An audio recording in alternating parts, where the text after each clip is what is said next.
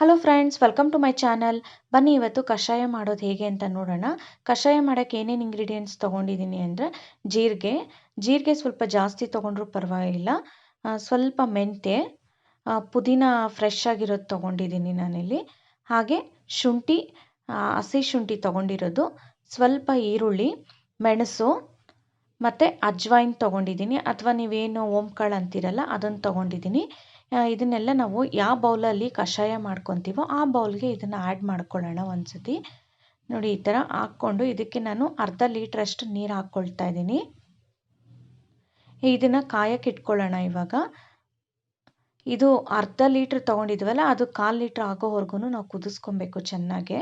ಆಮೇಲೆ ಇದು ಸ್ವಲ್ಪ ಕುದಿ ಬಂದಮೇಲೆ ಇದಕ್ಕೊಂದು ಸ್ವಲ್ಪ ಚಿಟಿಕೆ ಅರಿಶಿನ ಹಾಕ್ಕೊಳ್ತಾ ಇದ್ದೀನಿ. ನೋಡಿ ಹೇಗೆ ಕುದೀತಿದೆ ಅಲ್ವಾ, ಇದನ್ನು ಹೀಗೆ ಕುದಿಸ್ಕೊಳ್ಳಿ. ಇದು ಮಕ್ಳಿಗೆ ಕೊಡೋದ್ರಲ್ಲಿ ತುಂಬ ಒಳ್ಳೆಯದಿದೆ. ಯಾಕೆ ಅಂದರೆ ಎಷ್ಟೊಂದು ಜನ ಹೇಳ್ತಾರಲ್ಲ, ಮಗು ಒಂದು 3 ದಿವಸದಿಂದ ಊಟ ಮಾಡಿಲ್ಲ, ಯಾಕೋ ಡೈಜೆಷನ್ ಆಗಿಲ್ಲ ಅನಿಸುತ್ತೆ ಅಂತ.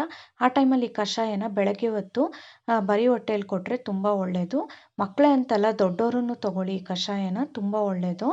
ಅಥವಾ ನಾವು ಫಂಕ್ಷನ್ಗೆಲ್ಲ ಹೋಗಿರ್ತೀವಲ್ಲ, ಅಲ್ಲಿ ಏನನ್ನ ಫಂಕ್ಷನ್ ಊಟ ಮಾಡಿದರೆ ಅಥವಾ ಮೈದಾ ಐಟಮ್ ಏನಾರು ತಿಂದಿದ್ರೆ, ಸರಿಯಾಗಿ ಡೈಜೆಷನ್ ಆಗಿಲ್ಲ, ಹೊಟ್ಟೆ ಕೆಟ್ಟಿದ್ರೆ ಈ ಕಷಾಯ ತಗೊಳ್ಳೋದ್ರಿಂದ ತುಂಬ ಒಳ್ಳೆಯದು.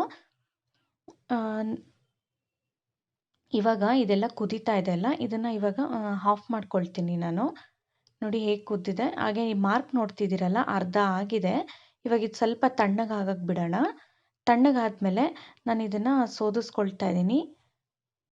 ಅಂದರೆ ತೀರಾ ತಣ್ಣಗಾಗೋಂಗಲ್ಲ, ಸ್ವಲ್ಪ ಬಿಸಿ ಇದ್ದಂಗೆ ಸೋದಿಸ್ಕೊಳ್ಳಿ, ತುಂಬ ಕುದಿಯೋ ಥರ ಅಲ್ಲ.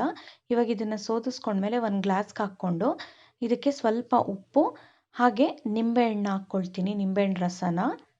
ನೋಡಿ, ಸ್ವಲ್ಪ ಸಾಕು, ಒಂದು 1/2 ಟೀ ಸ್ಪೂನ್ ಅಷ್ಟು ನಿಂಬೆಹಣ್ಣು ರಸ ಹಾಕ್ಕೊಂಡ್ರೆ ಸಾಕು. ಇದನ್ನು ಚೆನ್ನಾಗಿ ಮಿಕ್ಸ್ ಮಾಡ್ಕೊಳ್ಳಿ. ಇದು ಹೇಗಿರುತ್ತೆ ಅಂದರೆ ಟೇಸ್ಟ್ ಎಲ್ಲ ನಿಮಗೆ ಚಾಟ್ಸಲ್ಲಿ ನಮಗೆ ಪಾನಿಪುರಿಗೆಲ್ಲ ಪಾನಿ ಕೊಡ್ತಾರಲ್ಲ, ಆ ಥರನೇ ಇರುತ್ತೆ. ಎಲ್ಲ ಮಕ್ಕಳಂತೂ ತುಂಬ ಇಷ್ಟಪಟ್ಟು ಕುಡಿತಾರೆ. ಕಷಾಯ ಅಂದರೆ ಎಷ್ಟೊಂದು ಜನ ಬೇಡ ಅಂತಾರಲ್ಲ, ಆದರೆ ಇದು ಆ ಥರ ಕಷಾಯ ಅಲ್ಲ, ತುಂಬ ಟೇಸ್ಟ್ ಇರುತ್ತೆ. ನೀವು ಟ್ರೈ ಮಾಡಿ, ಹಾಗೆ ಹೇಗಿತ್ತು ಅಂತ ಪ್ಲೀಸ್ ಕಮೆಂಟ್ ಮಾಡಿ. Thank you for watching my video.